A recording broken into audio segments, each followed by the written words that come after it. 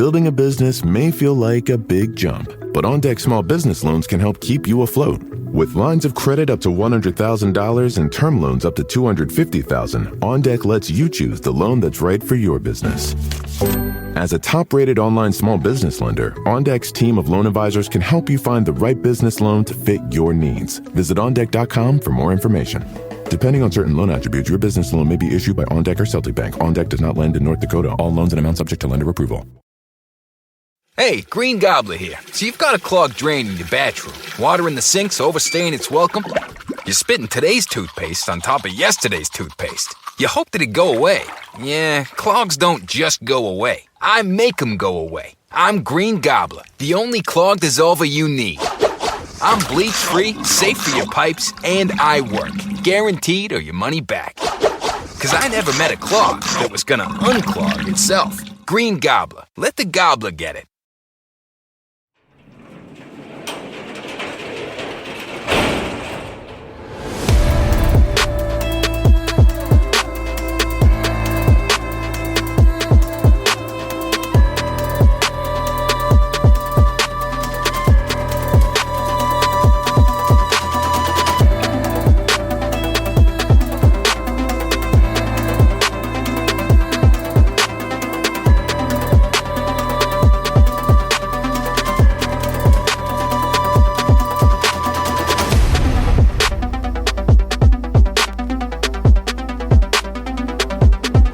Welcome to True Crime Garage. Wherever you are, whatever you're doing, thanks for listening. I'm your host, Nick, and with me, as always, is a man whose stolen bike is rumored to be in the basement of the Alamo. Here is the captain. Well, I guess I have to walk everywhere now. It's good to be seen and good to see you. Thanks for listening. Thanks for telling a friend. This week, we are very happy to be featuring Lone Star Original. Lone Star Beer uses the finest hops with hearty grains from the central and northern plains. Added with malted barley and corn, give this beer its full natural flavor. Choice hops lend complexity and aroma to this solid balance of alcohol, body, and character. This is the national beer of Texas. ABV 4.7%, garage grade 3.25 bottle caps out of 5. And how about a cheers to our extended garage family? First up, a shout out to Shannon Hauser in Springfield, Ohio. And a big We Like Your Jib to Matthew in New Britain, Pennsylvania. Next, we got a shout out to Jen in Middleborough, Massachusetts. And a big shout out to another Jen in Blues Creek, North Carolina. Here's a long distance cheers to Brian in Phoenix, Arizona. I love Arizona. I'll be in Phoenix in October. And last but certainly not least, we have a double-fisted cheers to Aton and Carrie in Port St. Lucie, Florida. That's our good buddy and awesome wife from CrimeCon. Cheers and thank you to everyone who contributed to the beer fund. Yeah, BWRUN Beer Run. Go to True Crime Garage, sign up on the mailing list, and we'll love you forever. And Colonel, that's enough of the business. All right, everybody, gather around, grab a chair, grab a beer. Let's talk some true crime.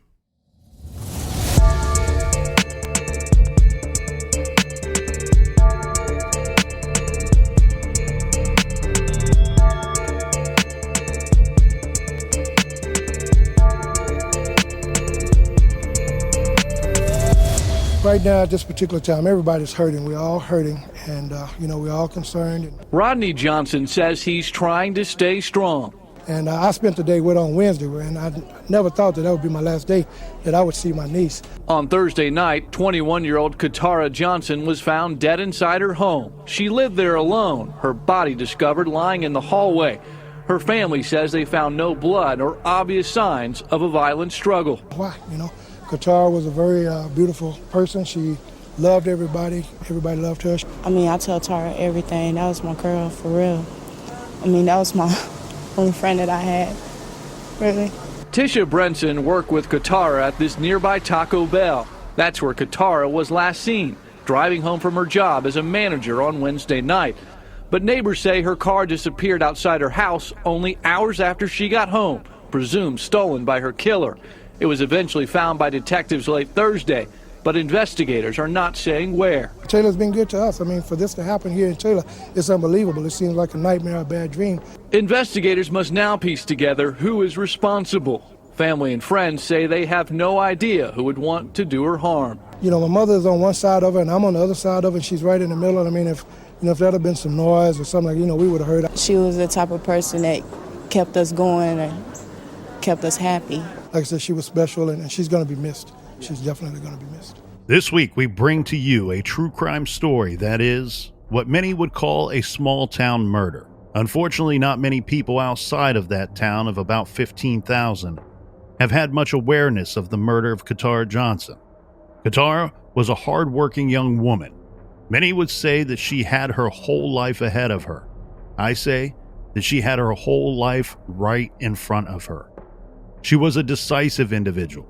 She knew what she wanted, and she was willing to work hard for it. She set goals, made a plan, did her darndest to make it happen. So what happened to Katara? Who killed her? And just how many people in and around that town know the truth? Today, multiple agencies are working together to get those answers. The Taylor Police, along with the Texas Rangers and the Department of Public Safety, are investigating this homicide. And now, many of you will be hearing it for the first time. This is True Crime Garage, and this is the still unsolved homicide case of Katara Johnson.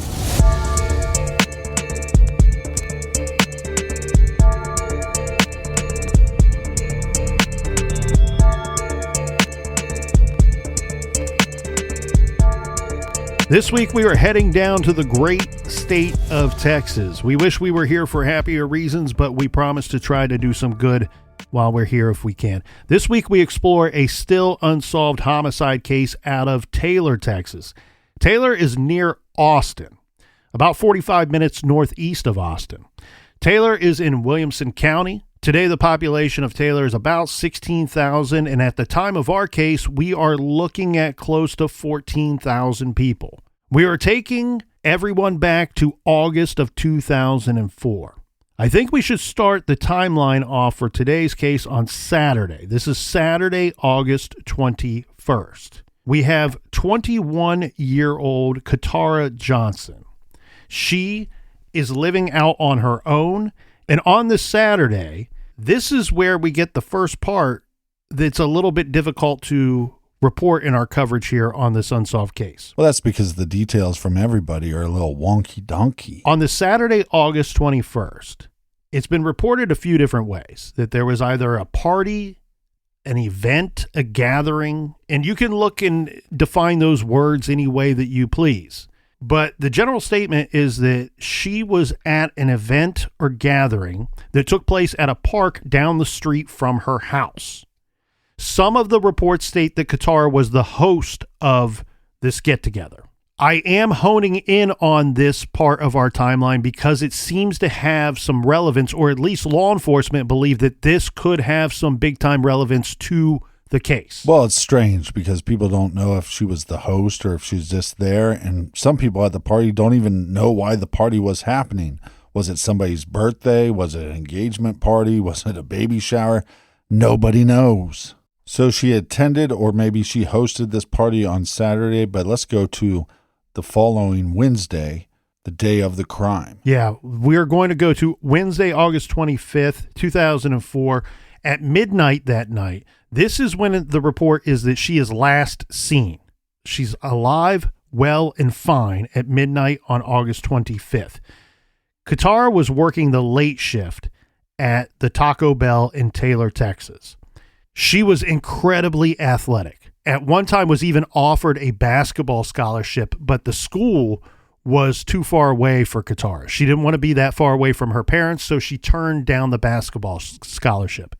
She goes on to have her own place. She's living in a trailer home, but it's not like last week's case where we're talking about a trailer park. This seems a lot more rural to me, and we'll get into that here in a minute.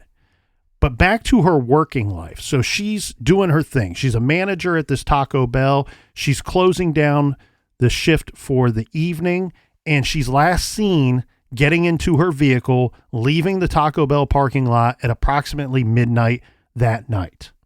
The following day, on Thursday, is when the alarm bell is rung multiple times. Family was having some issues because they say that they drove by her home and her vehicle wasn't outside. Now, we want to point out here that her grandmother lives on one side of her and her uncle lives on the other side of her. But again, it's not a park-like setting. These are more spaced out based off of what I've seen, the videos I have seen. Yeah, so basically the family owned a plot of land and they had 3 different trailers on that plot of land. She was living alone in the middle one. Her family becomes concerned because they are used to seeing her car parked out front. Her car is nowhere to be seen, and people have tried calling her cell phone. She's not answering.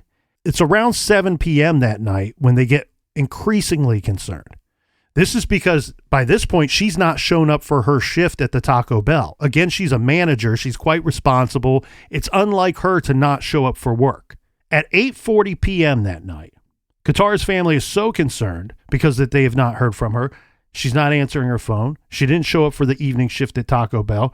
Her 73-year-old grandmother, this is Helen Rance, she lives next door. She and a 6-year-old go over to Katara's home, knock on the door. The front door is locked. So the grandmother decides to open up a window and send the little one in to unlock the front door. And this is where things go from bad to worse. Grandmother Helen goes into the trailer home and finds Katara lying there, lifeless, and she calls the police. And now we have Taylor, Texas PD on the scene.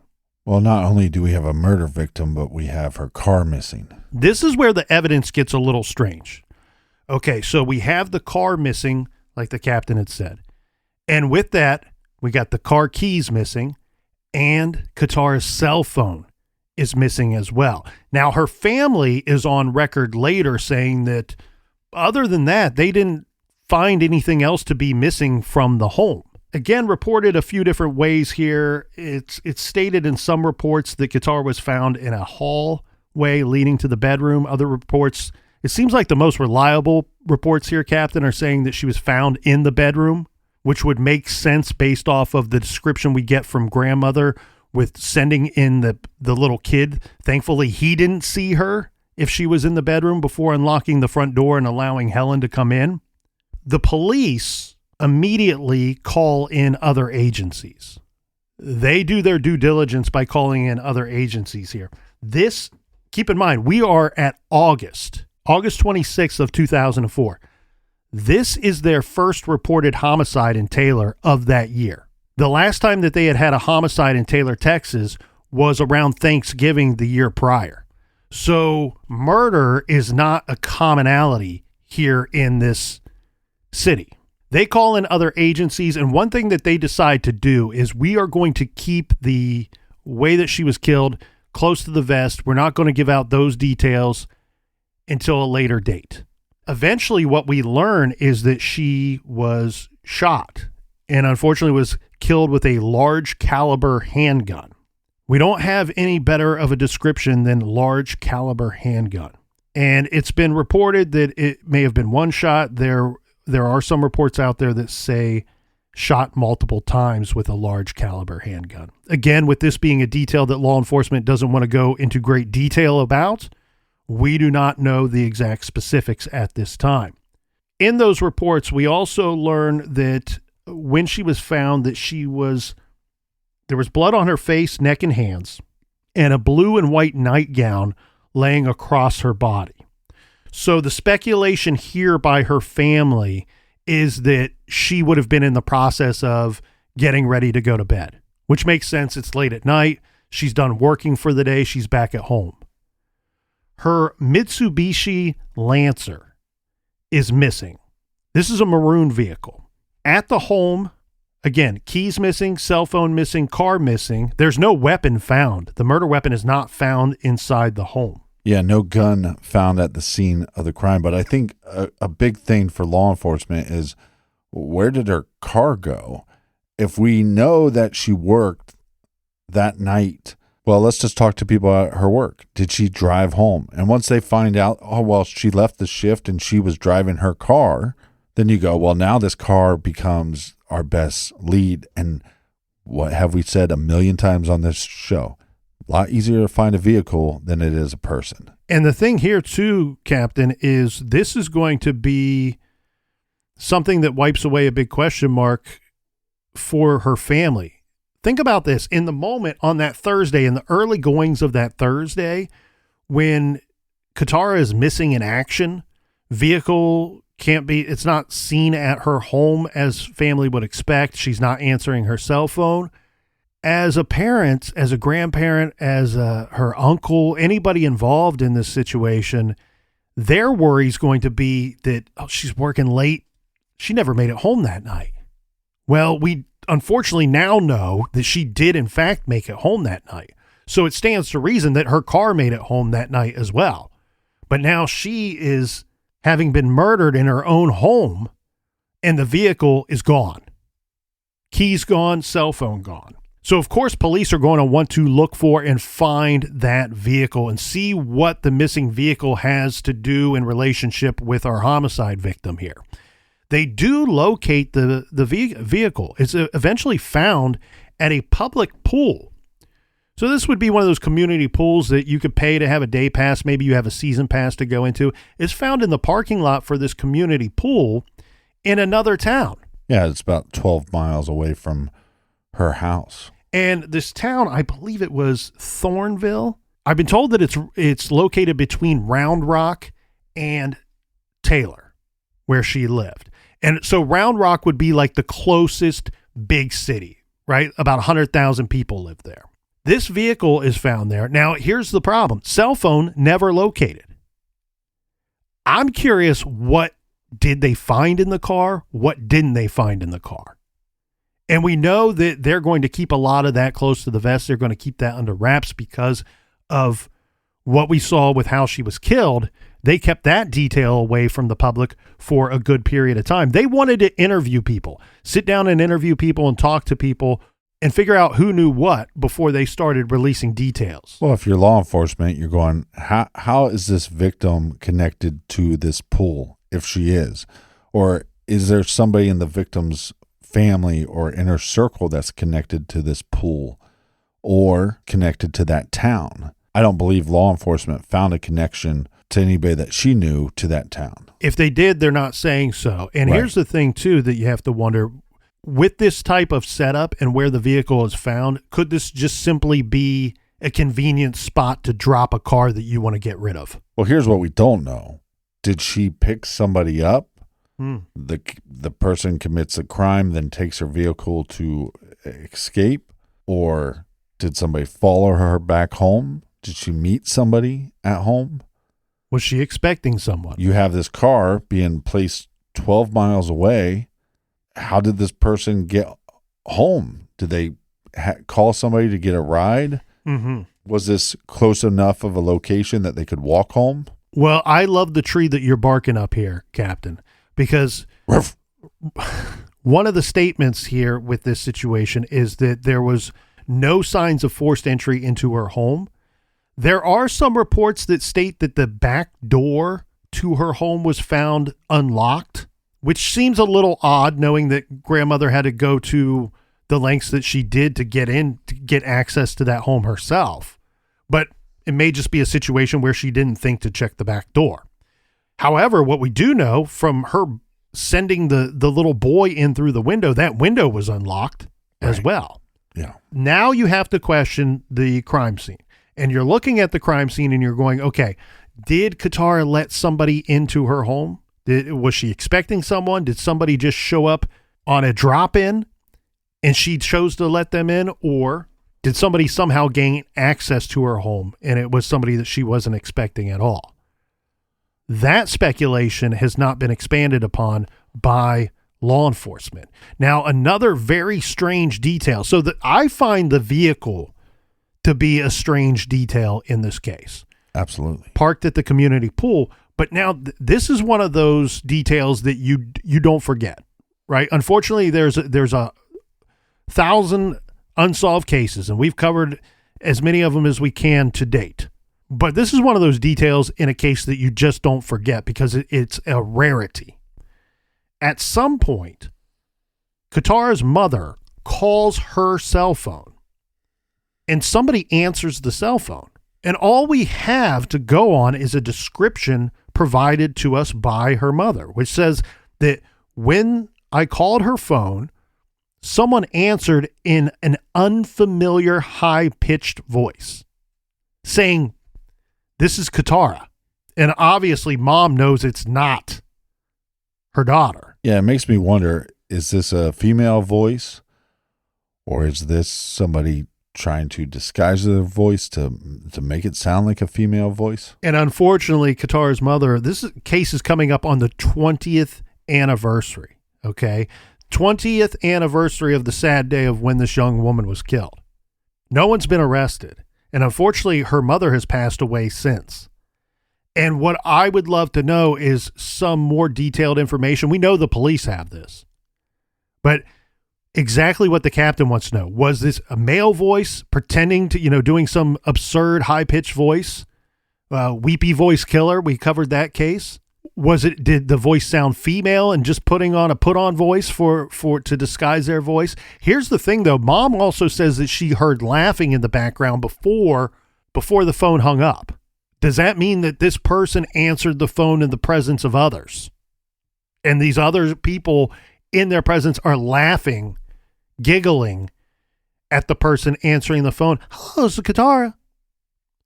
The phone hangs up. Mom tries back. Now she's getting voicemail. Phone doesn't get answered again. Going to voicemail. I do want to point out something here that is of interest to me and of the investigation at large. Police do say, while we've never recovered that cell phone, we do have her cell phone records. We do have detailed information about that cell phone. I'm assuming since we have some information about that cell phone and we have records, do we also have voicemails, or are those lost with the phone?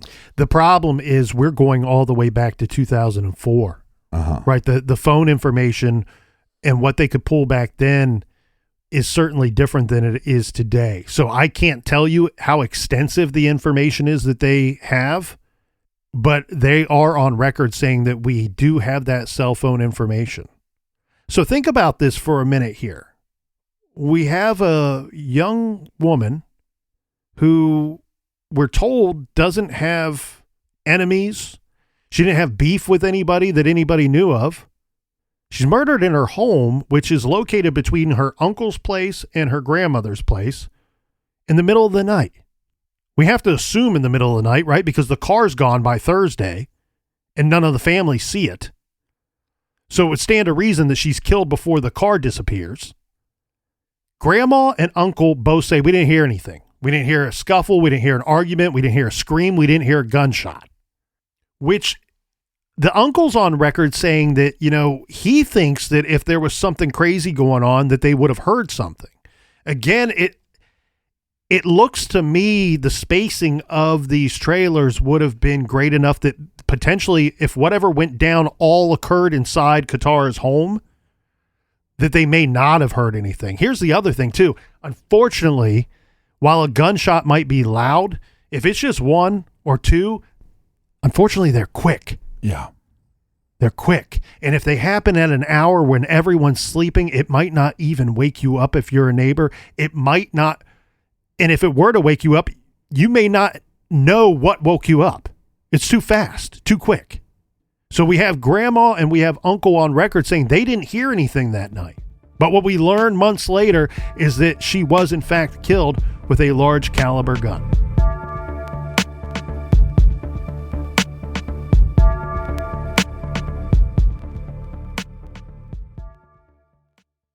Are you the type of person constantly thinking about the safety of people and things you value most?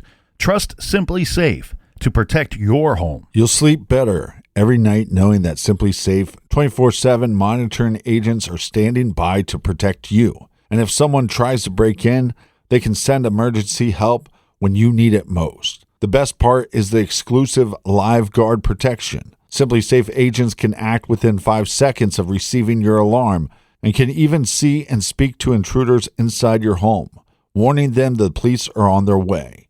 It's no surprise that Simply Safe has been named Best Home Security Systems by U.S. News and World Report for 5 years running, and the best customer service and home security by Newsweek. Build a force field around your home or your business with Simply Safe. You get 24/7 monitoring. Agents are standing by to protect you. You get peace of mind, and you know that your home, your family, your business, your pets are simply safe. Protect your home this summer with 20% off any new Simply Safe system when you sign up for Fast Protect monitoring. Just visit simplysafe.com/garage. That's simplysafe.com/garage. There's no safe like Simply Safe. This show is sponsored by BetterHelp. Do you have self-care non-negotiables? I didn't. It's something that I struggle with, something that I'm working on every day, every week, and every month. And it's getting better with BetterHelp. When your schedule is packed with kid activities, big work projects, and more, it's easy to let your priorities slip. Even when you know what makes us happy, it's hard to make time for it. But when you feel like you have no time for yourself, non-negotiables like therapy are more important than ever. If you're thinking about starting therapy, give BetterHelp a try. It's entirely online. It's designed to be convenient, flexible, and suited to your schedule. Just fill out a brief questionnaire to get matched with a licensed therapist and switch therapists at any time for no additional charge. Never skip therapy day with BetterHelp. Visit BetterHelp.com/garage today to get 10% off your first month. That's BetterHelp, HELP.com/garage. This show is proudly sponsored by BetterHelp.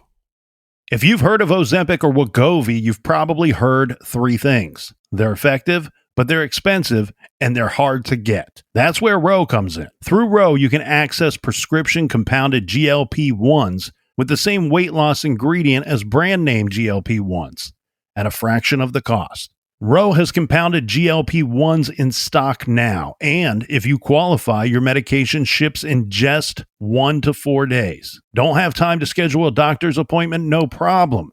With Ro, you can see if you qualify from the comfort of your own home. Go to ro.co/garage. Memberships start at $99 for your first month. Medication costs are separate. That's ro.co/garage. Go to ro.co/garage for black box warning and full safety information. Compounded medication is not required to and does not receive FDA review or approval. RX only. The medication must be paired with diet and exercise modifications in order to achieve the stated results.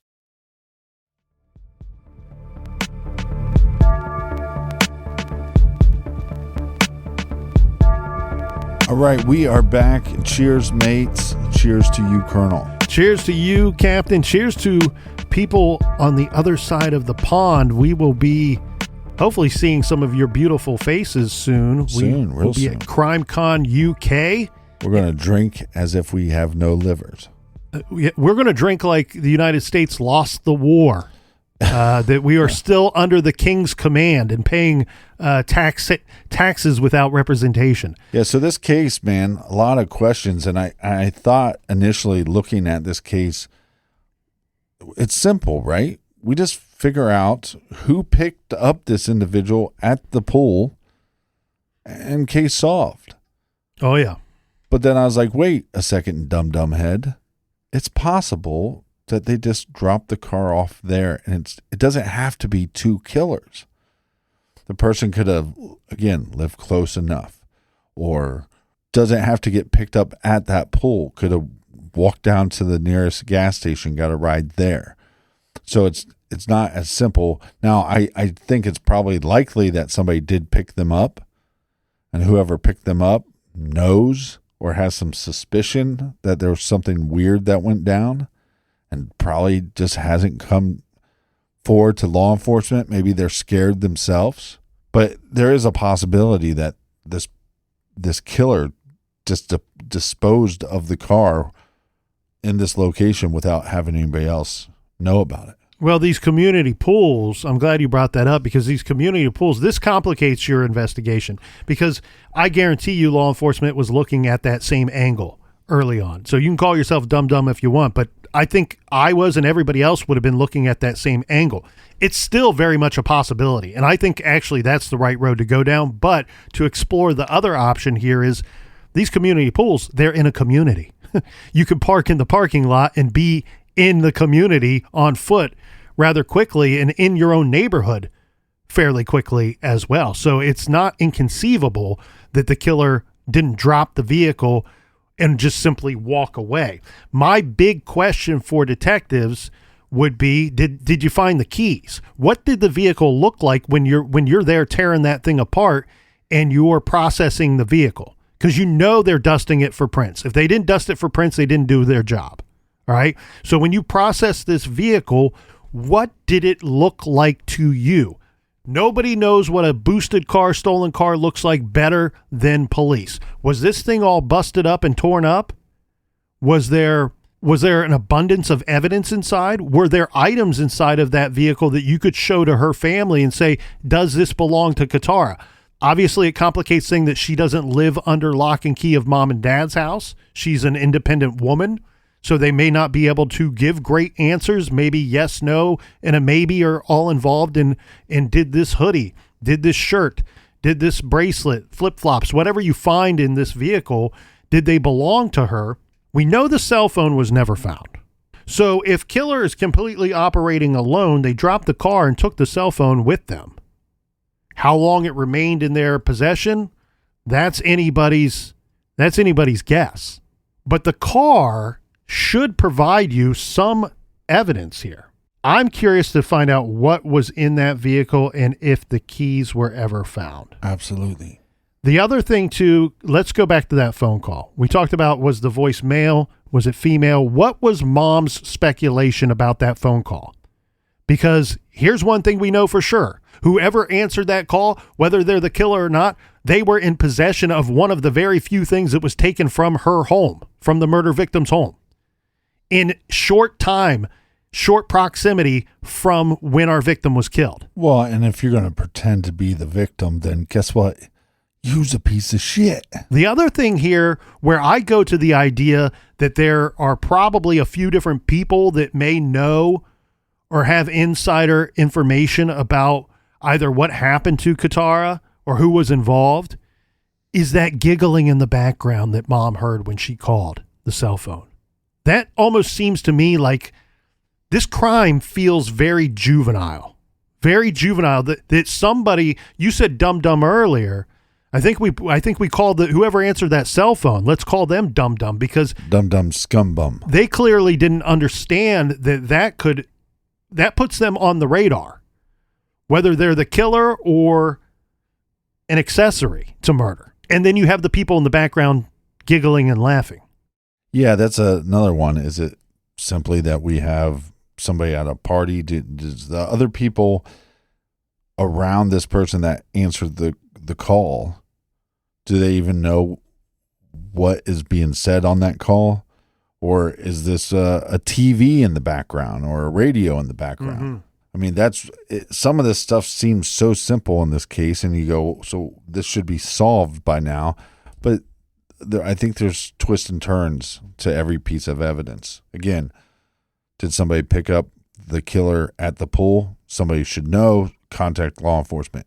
Somebody else could go, well, I was actually with this guy that answered the phone and said the victim's name, pretended to be the victim. Right. That's strange. Let me call law enforcement.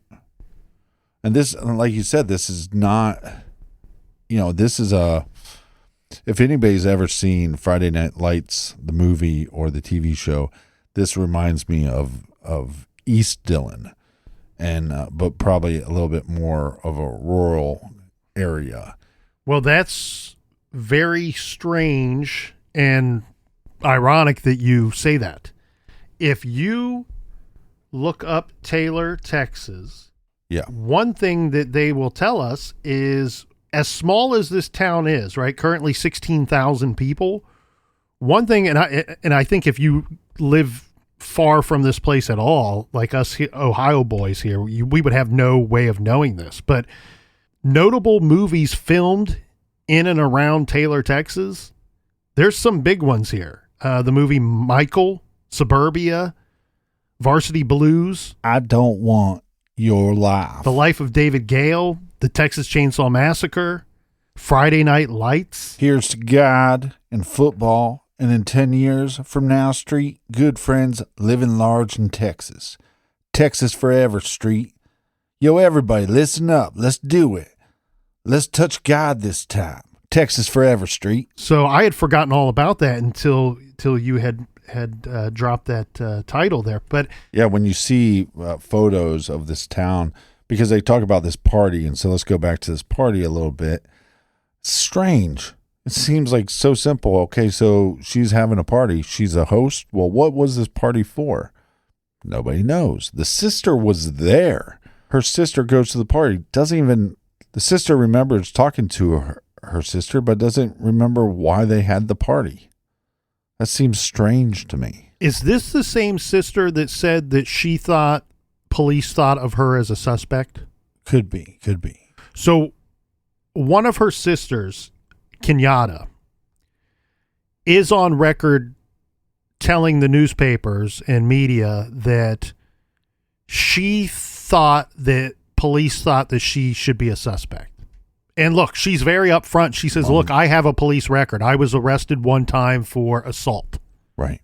And she says, none of us are perfect. This was a mistake. I would never, ever harm my sister at all. And she says, I would never kill anybody. Right. But I wouldn't hurt my sister. The assault wasn't on my sister.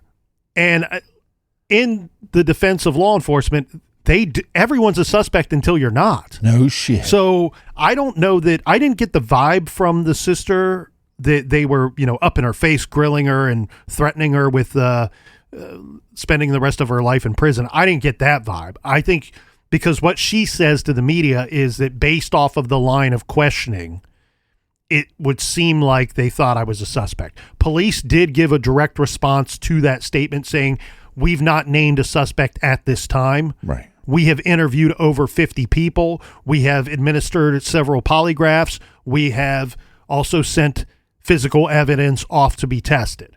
Yeah, but think about this. If you're law enforcement, you go, so Katara has a party, and then you start asking people about the party, and you're getting these wishy-washy answers. It makes it feel like people are covering up something. How can you not know who the host of the party is? How can people not know why there was a party? Because you can have a party just to have a party, but people at the party would know. Oh, well, what's the occasion? Oh, nothing. Just to have a get together. Right, but they've been investigating this for 20 years. That's where another speed bump comes up for me in this investigation. Yeah. Where I have to wonder, when did law enforcement think that this gathering right could rather than should hold some significance to the murder? Yeah. Was it months afterwards? Was it a week afterward, or was it years? Because if it were years or even months, it's not out of the realm of reason that people that attended didn't fully know what it was for, especially if it was for no reason at all other than just to get together. But the sister not knowing does complicate things as well. Here's the thing, though, Captain. So this is one thing that I want to point out. The reason why, and this is a call to action to all the listeners out there, because what I'm hoping is that with the unfortunate 20th anniversary coming up with this unsolved homicide, that we can get some renewed interest in this case. One, with the anniversary, two, with our coverage too. Law enforcement have said that they want to know more about this gathering. In fact, One thing that law enforcement did very well in this case, circling back to something we said at the beginning, they brought in other agencies, bigger agencies with more resources. And one of those agencies was the Texas Rangers. And it's a Texas Ranger that is on record saying that we want to know more about this gathering that took place the Saturday before she was killed, because we have concerns that there could be information, details about that gathering that could give us or provide a lead here in this case. According to Detective Hunter, that event may be crucial in finding out what happened to Katara, and investigators are urging anyone who may have seen or heard anything during that party to call police. Now, that statement, that's why I question, when were they asking individuals about that gathering? Because that statement to the media that where they're calling and asking for the public's help, that was 15 years after she was killed. Maybe they stumbled onto something that made them think, wait a second, we got to go back and examine not just the day leading up to the night that she's murdered, or the movement of the vehicle, or the movement of the cell phone, and who may have been in possession of the phone or the car, or both. Maybe we need to go back early in our timeline to that Saturday, to that gathering. Maybe they stumbled onto something. And to expand on the car too. So that car, it's reported that the car was found on Friday morning. It's found, here we go, August 27th, 2004, Friday a.m., Katara's Mitsubishi Lancer is found at the Thorndale Community Swimming Pool. This swimming pool is approximately 12 miles from Katara's home. She's alive and well. Wednesday at midnight after her shift at the Taco Bell, seen getting into her car. We know she makes it home safe. She's killed after that. Her car disappears. Why? Why does that car disappear? Was she murdered for the car? Unfortunately, it wouldn't be the first time. Michael Jordan's father was killed by two teenage asshole boys that just wanted to steal his vehicle and go joyriding. Did somebody just go out and joyride in this thing for a day? And when was it dumped at the pool? Just because it was found Friday morning doesn't mean it was gone the entire time. It's not terribly far from her home. It's found relatively quickly. That makes me wonder that the car is not the answer. It might be the answer to finding out who's involved, who's responsible, but I don't feel like that she was killed for the car. No, but the other tough thing is, like we said, she lives on this property owned by the family. Two family members live on each side of her. Mm-hmm. But we have no family member coming forward and saying that they even saw the car at her trailer that night. Right. Now, again, they might not have been looking, or might not even have the viewpoint or the vantage point to be able to see that unless they get in their car and drive a ways. And I'll make a couple of assumptions here, and I'm underlining that they're assumptions, so don't take this as fact. But I'm going to make the assumption that grandma is not hanging out at 1 a.m. on a Thursday. And grandma likes to party. Grandma likes to get down, especially on a Wednesday night. Then we have the uncle living on the other side. It's the middle of the week. Right. Very likely he's got work in the morning. So I'm picking up what you're putting down. We don't have anybody saying that they saw the vehicle there that night, but I also don't think I would expect them to have seen it. I'm going to assume that car made it back to her trailer at some point. Oh yeah. After work. Absolutely. So but our timeline becomes shorter. And I'd like to talk, I wish they had more information that they're releasing about the shift that she worked beforehand. What were her responsibilities? Was she closing the store that night? Yes. And who was she closing it with, and what were her responsibilities? Because was she supposed to take a deposit? And does she take a deposit home with her, or is that something that she did that she shouldn't have done?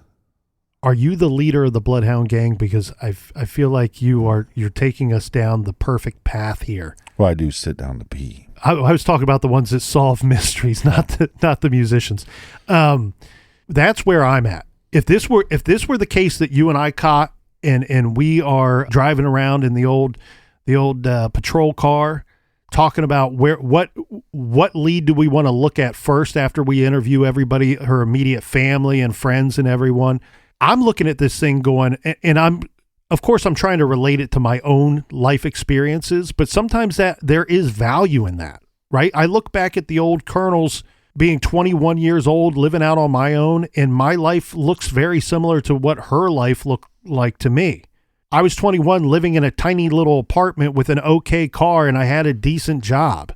Right. Katara, living on her own in a small place, doing her thing. She's building her life. She's really starting out and building her life here. She's got a car, and she's got a job, and she's got her place. And you know what? If her life was like mine, after those three things, I didn't have anything. I was broke. You come into my place, remember, Captain? You come into my place, you open up the fridge, what was in there?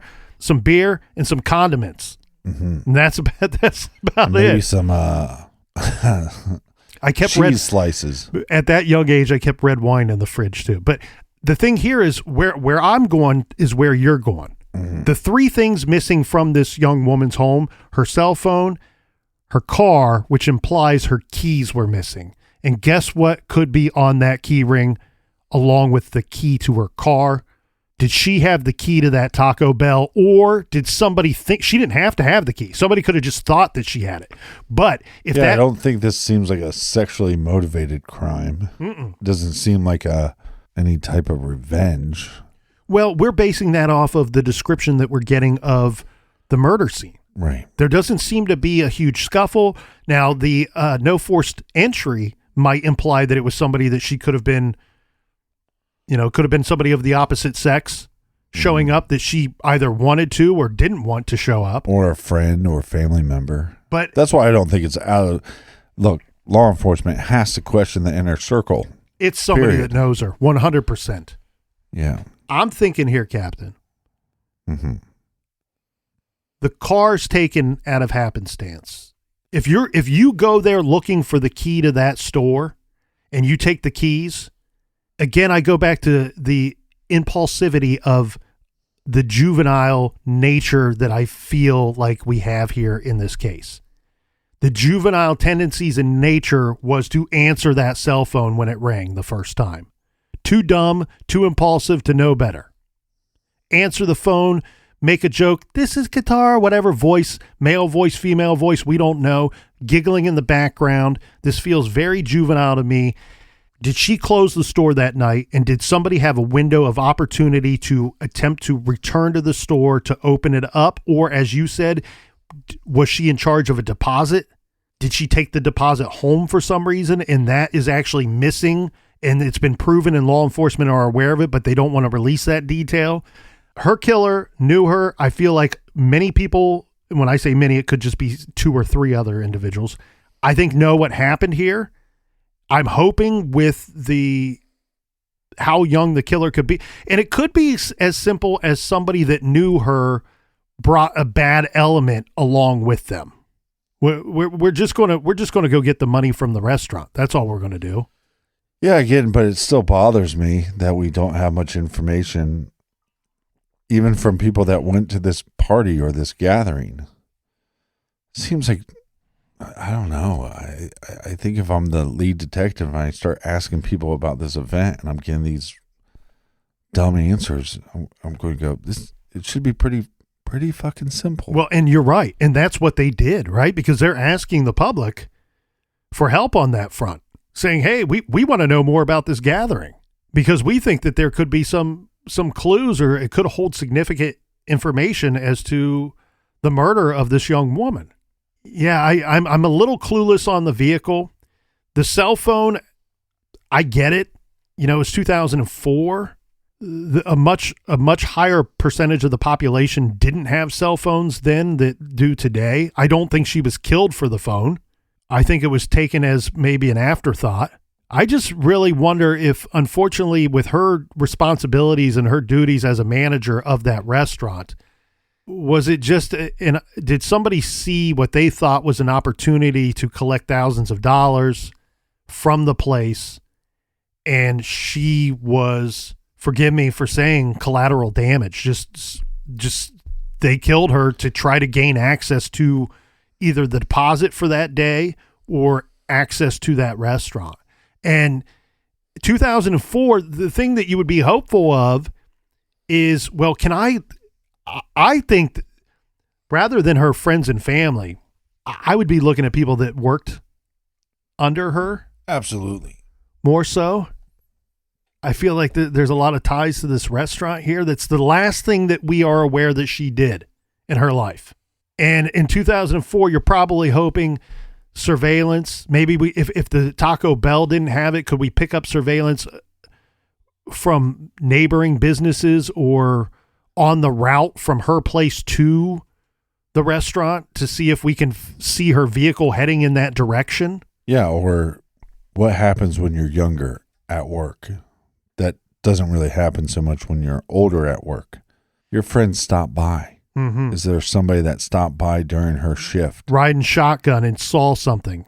Yeah, or is there somebody that went through the drive-thru just to say hello? Where's the bad element on the fringe of her acquaintances or friends or associates?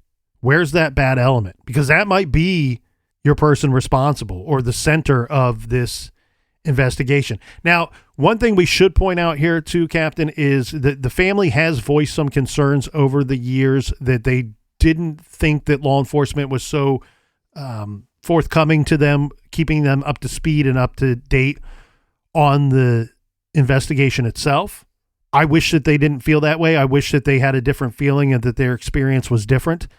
I will say this, though. What we can say is based off of the limited information that they've released to the public, it makes sense that they've not released a lot of that information to the family as well.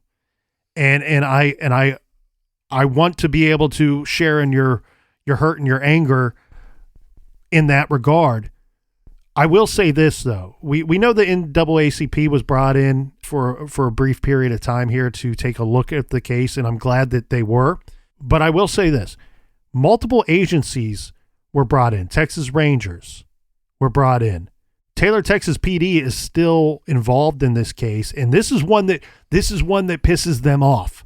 This is a case that when it first happens, you think, all right, we're going to be able to get some justice for this young woman because we have some leads with the vehicle, with the cell phone.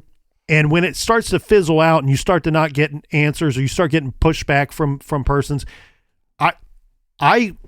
what I'm trying to say, I think here, Captain, and not so eloquently, is that I understand the frustrations of the family, and I'm glad that the NAACP was brought in. I applaud you for that. I would do the same thing. But the flip side of that coin, from what I've observed, it looks like they were working this one real good and continue to work it over the years. You know, periodically we've had statements from police and the Texas Rangers and other agencies at the 1 year mark, at the 2 year mark, at the 5 year, 10 year, 15, and I'm sure we're going to see it again at the 20 year mark. I spoke with two individuals at the Taylor Police Department, and they agree. I said, here's my guess. This one pissed you guys off. They said, yes. This one pisses us off. We want help with this one. We want help with this one. They still think that they can get it done, and I think the other agencies think that they can get it done too. The other thing too is when you're not getting answers or you don't feel like you're being brought up to speed, keep in mind there's multiple agencies working the case. Agency 1 might not have all the information that Agency 2 has, and so on and so forth, in a manner that they can deliver them to you.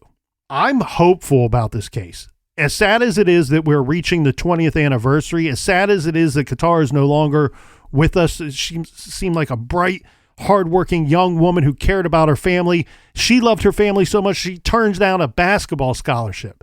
She didn't want to be away from her family. She did in distance.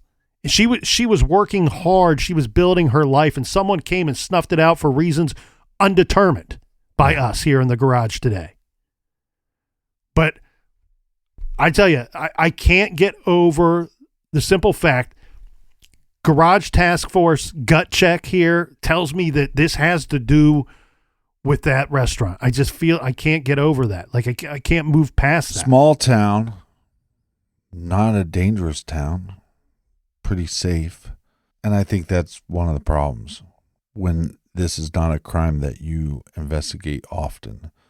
But I do think they are steadfast, and I do believe that they want this crime solved and they want justice to be served. Absolutely, 100%. They've worked it, I believe, the best that they can, right? Because they're up against a brick wall with some of this. If you're reaching out to people and you can't get information, or they're dodging your questions. And we probably have a situation too where a few of the people that they would like to talk to, they may not have awareness of, hiding behind a veil of friendship or allegiance with other persons here. So we have a case where we know that they've interviewed over 50 people, and that is within the first few years of the case. Polygraph test administered, evidence sent off to crime labs. I'm curious what new evidence could be collected off of those same items today, or that we could yield different information today than it did 20 years ago.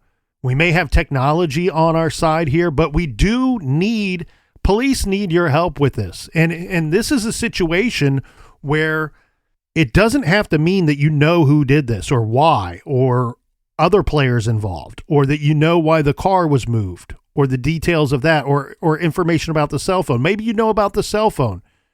Call police. But here's an opportunity. If you were at that gathering, that event, that party, whatever you want to call it, or if you heard people talk about it, investigators want information about that event, about that gathering that took place on Saturday, August 21st. They want information about that as well. That could give them the lead or the breadcrumb trail that they've so needed for 20 years now.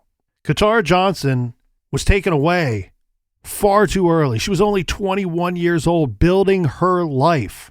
She loved her family deeply. Her sister said to the perpetrator or perpetrators, she didn't deserve what happened to her. If you don't turn yourself in, God is going to deal with you. Anyone with any information at all regarding this case and the gathering that took place days before her murder is encouraged to contact the Taylor Police Department at 512-352-5551, or if you want to remain anonymous, you can call Crime Stoppers at 1-800-253-7867, or if for some reason you are uncomfortable speaking with law enforcement at all, you can contact one of us here at the garage.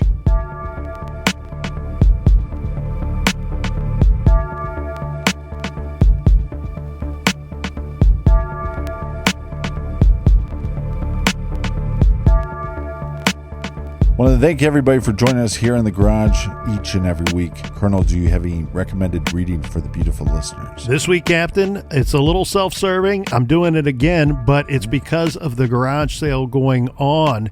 Going to recommend my book, The Delphi Murders, The Quest to Find the Man on the Bridge. We have autographed copies for a limited time available back on our website, truecrimegarage.com. You can tell from this episode we're doing everything we can just to get you to go to our website. But no, we have limited copies, autographed copies of the Delphi Murders. The case is heating up again, should be going to trial here soon. So if you need to get up to speed, if you want to get all the information, as I saw it and as I explained it, as one man's obsession with an American murder investigation, check out the Delphi Murders book, The Quest to Find the Man on the Bridge, by yours truly. Of course, you can get that on Amazon. You can get it on Audible or Kindle. But if you want an autographed signed copy, go to our website, truecrimegarage.com. And not only is it signed by the Colonel, but it's also signed by Bo Jackson. And until next week, be good, be kind. And don't litter.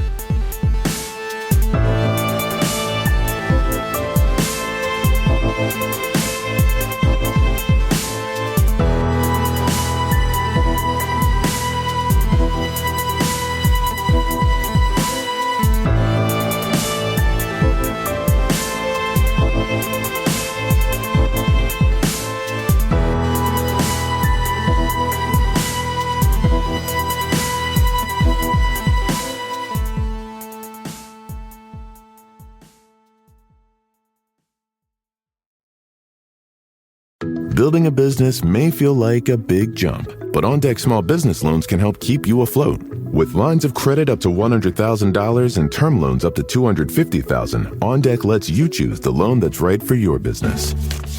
As a top-rated online small business lender, OnDeck's team of loan advisors can help you find the right business loan to fit your needs. Visit OnDeck.com for more information. Depending on certain loan attributes, your business loan may be issued by OnDeck or Celtic Bank. OnDeck does not lend in North Dakota. All loans and amounts subject to lender approval.